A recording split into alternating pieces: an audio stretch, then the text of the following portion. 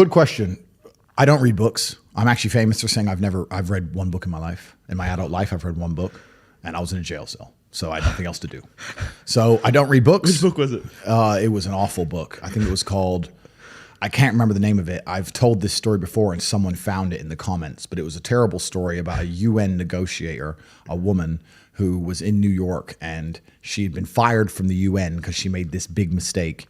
And then the UN needed her back because she was the best negotiator. Yeah. And they got her back, and they kept talking about, I wish I didn't make the big mistake. And for 2/3 of the book, it's like she's so good at her job, but what was this big mistake? And it turns out she was negotiating between two African warlord tribes, and she ended up sleeping with one of the warlords. And when you get this big revelation, you're like, oh, so you're just a warlord in the middle of a negotiation? Like,